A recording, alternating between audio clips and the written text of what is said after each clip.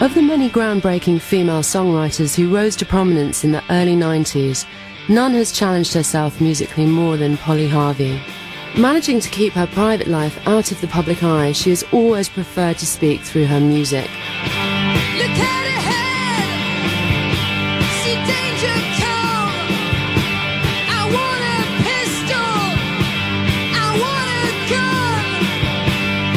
I'm scared, baby, I wanna run. This world's crazy, give me the gun. Baby, baby. When I am playing in front of a crowd and I can see people's faces and I can see their reactions, that means more to me than anything, really.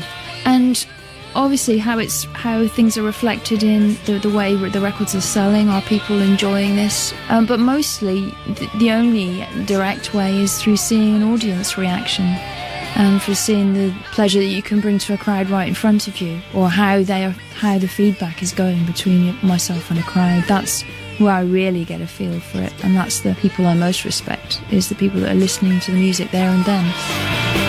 Too many guns, all trying to do something no one else has done.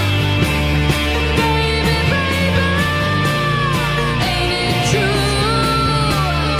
I'm immortal when I'm with you, but I want a pistol in my hand.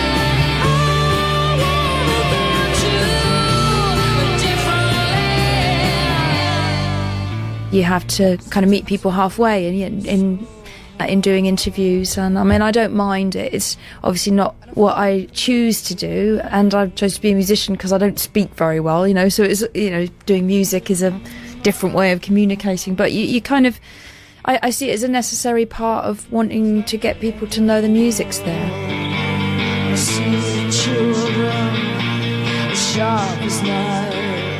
It's very strengthening to have some kind of recognition of what I'm trying to do.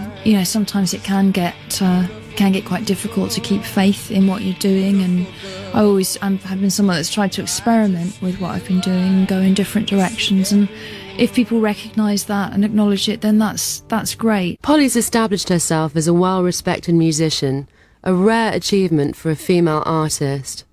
Somehow it seems harder for female artists to remain credible as well as successful, but Polly is unusual in this sense. Journalist Miranda Sawyer and Enemy's Alex Needham try to explain how. She's really exceptional, PJ Harvey, in the way that Tricky's really exceptional, or Tom York's exceptional. I mean, she's an exceptional kind of artist.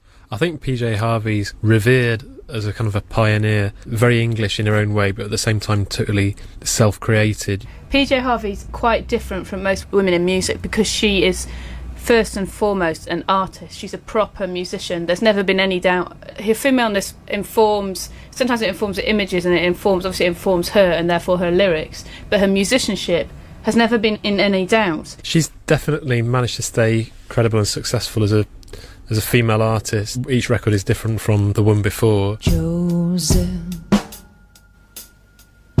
walked on and on the sunset,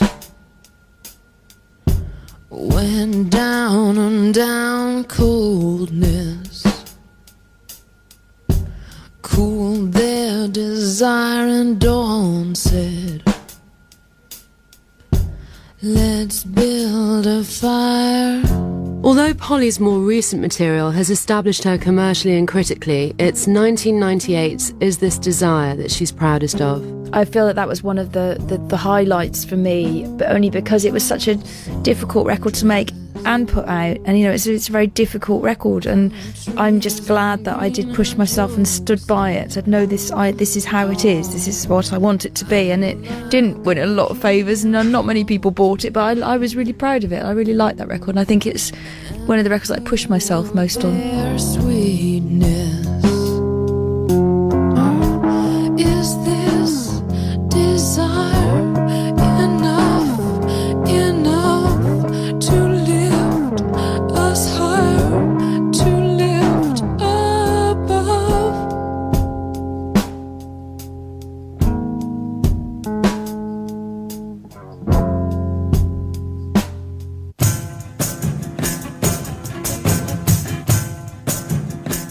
In 2001, Polly won the Mercury Music Prize with Stories from the City, Stories from the Sea. She was the first female to do so. When she began work on the follow-up album, she was determined to take a very different approach. Please don't make my wedding dress. I'm too young to marry yet. I did want to make it in a very homemade way, in my house, and wanted it to be a very warm sounding, welcoming record. I didn't want it to be highly produced or clean, sparkly sounding. I wanted it to be very just homey. How the world just turns and turns. I did want to play as much of it as I could myself to keep that sort of intimacy. I mean, I suppose the way it differs mostly from the others is because of that. It's got more of me on it, maybe, than others, because it's not filtered through so many different people. Mommy, put your needle down.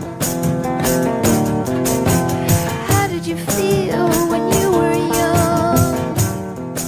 I just feel it's inexhaustible, really, the amount of music and songs there are yet to be discovered, and things that I want to try doing and experimenting with that I just haven't even begun to touch on. It seems endless to me, and it's something that I love so much that I can't imagine not wanting to do it. Sure, I want to try other things, I want to do other things, branch into different forms of writing, but I think that songwriting is such a strong part of my soul. I can't imagine ever not wanting to do that.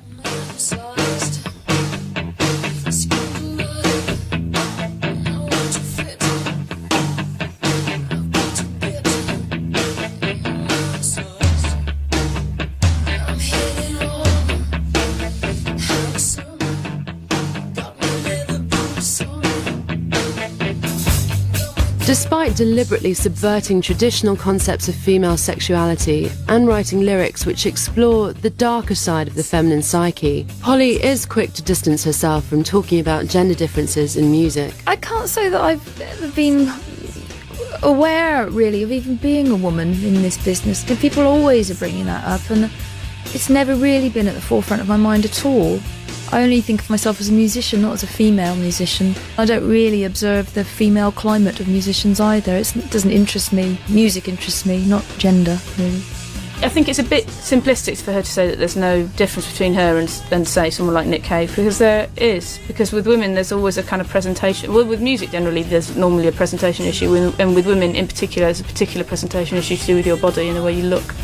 And she's definitely had to deal with that, I'd say. The fact that she gets irritated by being asked questions about being a woman suggests she's been asked that an awful lot, which means that she has been treated differently. And it does sort of marginalise her to say that she's, a female artist. It sort of implies that she's not worthy of being put on the same pantheon as the male artist. She might not want to talk about them, and I don't blame her, but I do think that those problems exist. The way that she presents herself as a performer, as a woman, definitely affects her, the way her body image and the way she looks, her pink catsuits and her performing with no knickers on and all those things. They're issues, they are kind of female issues that men don't really have to deal with.